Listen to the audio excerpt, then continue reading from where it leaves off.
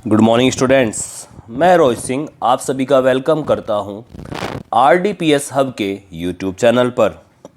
आज इस वीडियो में मैं आपके साथ बाल मनोविज्ञान और शिक्षा शास्त्र जो आपके super TET, CTET, DSSB, UP TET और सभी स्टेट के जितने भी टेट के एग्ज़ाम होते हैं उनके लिए बहुत महत्वपूर्ण एक सब्जेक्ट है।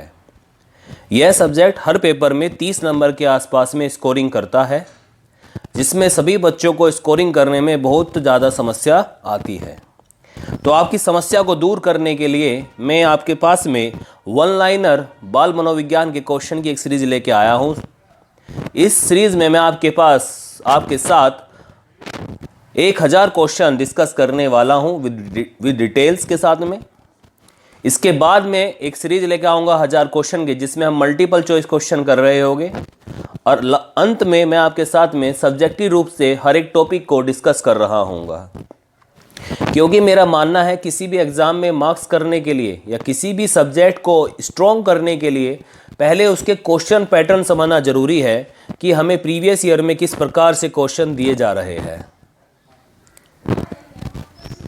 तो उसी बात को ध्यान में रखते हुए मैं पहले आपको ऑब्जेक्टिव पढ़ा रहा हूं क्वेश्चंस, फिर उसके बाद सब्जेक्टिव क्वेश्चंस को पूरा डिटेल से समझाऊंगा, ताकि आपकी बाल मनोविज्ञान और शिक्षा शास्त्र से संबंधित सब्जेक्ट की जो प्रॉब्लम है वो पूर्ण रूप से सॉल्व हो सके। सो डियर स्टूडेंट्स, आइए शुरू करते हैं इस सीरीज का पहला क्वेश्चन, जिसमें पूछा गया है गिलफोर्ड ने अभिसारी चिंतन पद का प्रयोग किसके समान अर्थ में किया? तो ये कहता है आंसर सृजनात्मकता के अर्थ में किया है। अभिसारी चिंतन यानी सृजनात्मक। नेक्स्ट क्वेश्चन पूछा गया है व्यवहार में होने वाले स्थायी परिवर्तन जो अभ्यास के कारण होते हैं उसे कहा जाता है सीखना। तो आपको अपने कक्षा में किसी छात्र को कोई भी सब्जेक्ट सिखाना है तो उसको आप जितना ज़्यादा अभ्यास का कार्य दोगे वो उतना जल्दी उस चीज़ को सीखेगा। तो अभ्यास ही है जो बच्चों को किसी चीज़ को अच्छे से सिखाता है।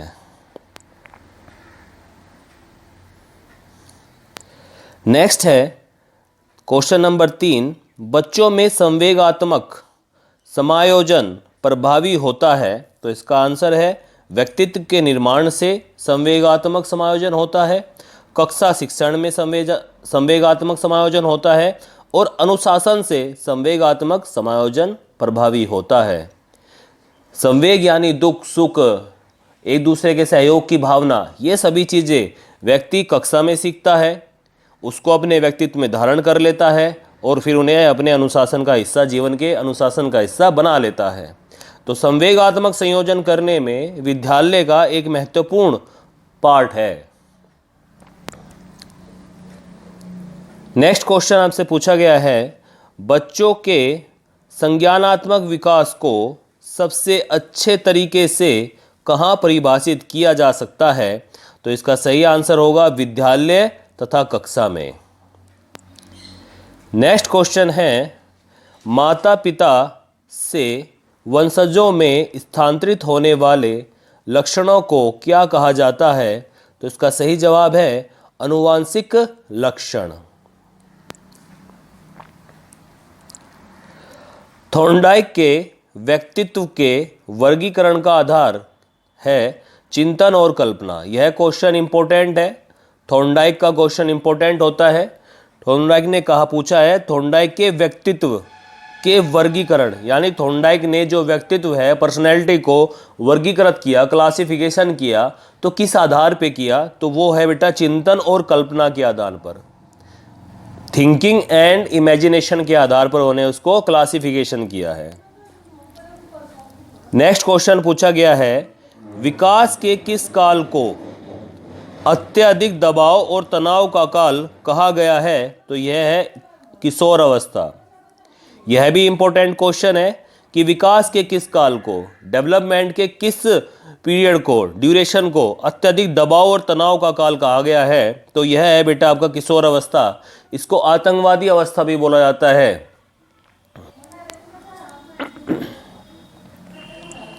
नेक्स्ट है कक्ष में शिक्षक व विद्यार्थियों के मध्य संप्रेषण यानी कम्युनिकेशन होना चाहिए, उद्देश्य केंद्रित। पर्पज के अकॉर्डिंग हमें वहां पर क्या करना चाहिए, कम्युनिकेशन करना चाहिए। नेक्स्ट क्वेश्चन इंपॉर्टेंट क्वेश्चन है, डिस्ग्राफिया मुख्यतः किस कठिनाई से जुड़ा है? तो डिस्ग्राफिया जो है बेटा, ग्राफिया माने ग्राफिक्स जो होते हैं, लिखने से संबंधित। बच्चे से आपने बोला 1 लिखिए तो बच्चा 1 लिख रहा है ऐसे। आपने कहा बच्चे को 4 लिखिए तो बच्चा 4 लिख रहा है ऐसे, ठीक है ना। आपने कहा बच्चे को 9 लिखिए तो बच्चा 9 लिख रहा है ऐसे। तो ये सभी जो प्रॉब्लम्स है ये क्या है बेटा, ये लिखने से संबंधित है। तो लिखने से संबंधित अगर बच्चे में आप कोई त्रुटि जानते हैं, आपने कहा आ लिखिए तो बच्चा आ को लिख रहा है ऐसे, उल्टा लिख रहा है या किसी और प्रकार से लिख रहा है, वो सही से उसकी फॉर्मेशन नहीं कर पा रहा है, तो यह जो कहलाता है ये डिस्ग्राफिया बीमारी कहलाती है बच्चों में। नेक्स्ट क्वेश्चन पूछा गया है, खिलौनों की आयु किस अवस्था को कहा जाता है? इंपॉर्टेंट क्वेश्चन ये है बेटा, पूर्व बाल्य अवस्था को। पूर्व बाल्य अवस्था को खिलौनों की आयु कहा जाता है। नेक्स्ट क्वेश्चन है, किसी उद्दीपन के निरंतर दिए जाने से व्यवहार में होने वाला अस्थायी परिवर्तन क्या कहलाता है? तो ये कहलाता है अभ्यसता यानी प्रैक्टिस कहलाता है। किसी उद्दीपन के निरंतर दिए जाने से व्यवहार में होने वाला अस्थायी परिवर्तन, ठीक है ना, जो व्यवहार में अस्थायी हुआ है, अस्थायी परिवर्तन क्या कहलाता है? तो वह कहलाता है बेटे अभ्यास कहलाता है। नेक्स्ट क्वेश्चन है, छोटे, मोटे, चौड़े तथा गोल व्यक्ति क्रेमेसर द्वारा किए गए व्यक्तित्व वर्गीकरण की किस श्रेणी में आते हैं? इंपॉर्टेंट क्वेश्चन है। व्यक्तित्व यानी पर्सनैलिटी को क्रिस्मेरर द्वारा ऐसे बताया गया कि कोई छोटा दिखता है, मोटा दिखता है, चौड़े दिखते हैं या गोल व्यक्तित्व वाले जो व्यक्ति दिखते हैं वो होते हैं पिकनिक्स की श्रेणी में, यानी वो उन्हें पिकनिक करना बड़ा पसंद होता है। नेक्स्ट क्वेश्चन है, व्यक्तित्व मनोविज्ञान के सिद्धांत के प्रतिपादक है? तो इसका सही आंसर है एल्डर।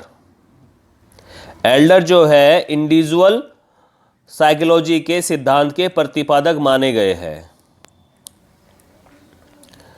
नेक्स्ट क्वेश्चन है, किस विद्वान ने सामाजिक अधिगम सिद्धांत का प्रतिपादन किया? इंपॉर्टेंट क्वेश्चन, सामाजिक अधिगम सिद्धांत का प्रतिपादन ये कौन है बेटा? बांद्रू और वोल्टर्स। बांद्रू और वोल्टर्स ने सामाजिक अधिगम सिद्धांत का प्रतिपादन किया है। ये बांद्रू बहुत बार आपको पेपर में ऐसे भी लिखा पाएगा, बांद्रू, ठीक है ना। नेक्स्ट क्वेश्चन जो पूछा गया है, कर्ट लेबिन के अनुसार समूह में जो परिवर्तन होते हैं उसे क्या कहते हैं? यानी ग्रुप में जो परिवर्तन होते हैं उसे क्या कहते हैं? तो उसे कहते हैं बेटा गतिशीलता। नेक्स्ट क्वेश्चन है, 16 personality factor PF personality factor का प्रयोग किसके मापन हेतु किया जाता है? तो यह है व्यक्तित्व यानी पर्सनैलिटी के मापन के लिए किया जाता है। नेक्स्ट क्वेश्चन है, पेलवल ने सीखने के अनुबंधन प्रतिक्रिया सिद्धांत का प्रतिपादन किस पर प्रयोग करके किया था? इंपॉर्टेंट क्वेश्चन बहुत बार पूछा गया है, मैं दोबारा बोल देता हूं। पेवलव ने सीखने के अनुबंधन प्रतिक्रिया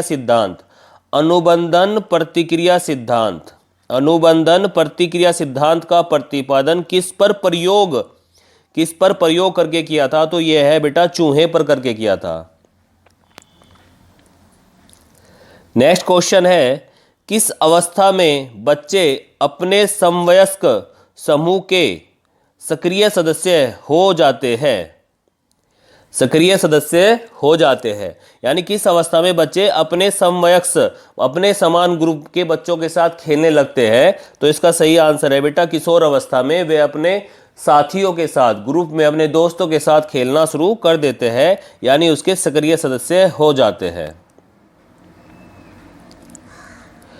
बच्चे दुनिया के बारे में अपनी समझ का सर्जन करते हैं, इसका श्रेय किस विद्वान को जाता है? तो जीन पियाजे को जाता है। जीन पियाजे कहते हैं कि जो बच्चे हैं दुनिया के बारे में अपनी समझ का सर्जन करते हैं। यह जो स्टेटमेंट है किसने दिया था? जीन पियाजे ने दिया था।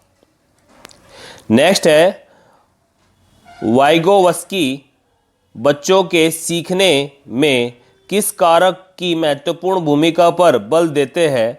तो यह है सामाजिक कारक पर सबसे ज्यादा बल देते हैं वाइगोवस्की। नेक्स्ट क्वेश्चन है शिक्षक का बर्ताव कैसा होना चाहिए? यानी क्लास में, स्कूल में शिक्षक का जो बर्ताव है वो कैसा होना चाहिए? वो आदर्शवादी होना चाहिए। नेक्स्ट क्वेश्चन है जीन पियाजे के अनुसार संज्ञानात्मक विकास के किस चरण पर बच्चा वस्तु स्थायित्व को प्रदर्शित करता है? वस्तु स्थायित्व को प्रदर्शित करता है।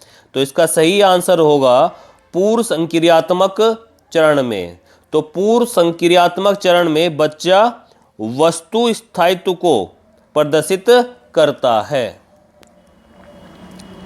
नेक्स्ट क्वेश्चन नंबर 23 है कोहलवर्ग के अनुसार शिक्षक बच्चों में नैतिक मूल्यों का विकास कर सकता है। नैतिक मूल्यों का विकास कर सकता है कैसे?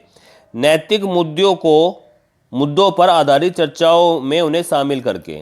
अगर हमें किसी नैतिकता का पाठ बच्चों को सिखाना है तो हमें ग्रुप डिस्कशन करना चाहिए नैतिकता पर, और उसमें सभी बच्चों को शामिल करना चाहिए। तो बच्चे क्या होंगे, एक बेहतर तरीके से नैतिकता के गुणों को सीखेंगे। नेक्स्ट क्वेश्चन नंबर है बालकों का सर्वाधिक उचित काल कौन सा होता है? जब वे विस्फोट और तनाव में होते हैं। विस्फोट और तनाव, यानी विस्फोट अवस्था भी किसे बोलते हैं बेटे? किशोर अवस्था को ही बोलते हैं। विस्फोट, तनाव, दबाव का काल होता है किशोर अवस्था। क्वेश्चन नंबर 25 बालकों में सर्वतोमुखी विकास हेतु सर्वाधिक उचित विद्यालय है खेल का मैदान। यानी अगर किसी भी बालक में आपको सर्वतोमुखी, सभी दिशाओं से, सभी प्रकार का उसका विकास करना है तो आपको क्या करना पड़ेगा बेटे? कैसा विद्यालय उसके लिए बनाना पड़ेगा? एक खेल का मैदान उसे प्रोवाइड कराना पड़ेगा।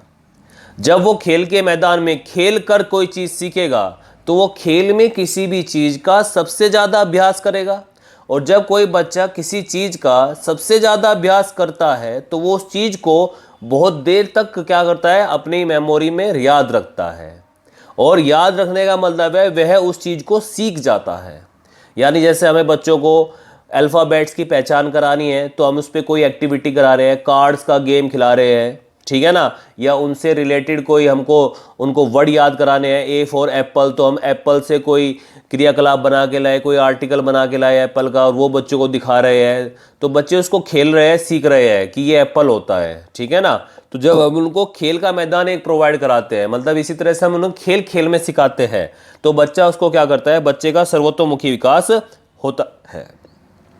Thank you very much. इस वीडियो में हमने क्वेश्चन नंबर 25 तक आपसे डिस्कस किए। मिलते हैं नेक्स्ट वीडियो में। अगर आपको क्वेश्चन पसंद आ रहे हैं तो अपने दोस्तों के साथ शेयर कीजिए, और अगली वीडियो के नोटिफिकेशन को प्राप्त करने के लिए बेल आइकन को प्रेस कीजिए। Thank you very much.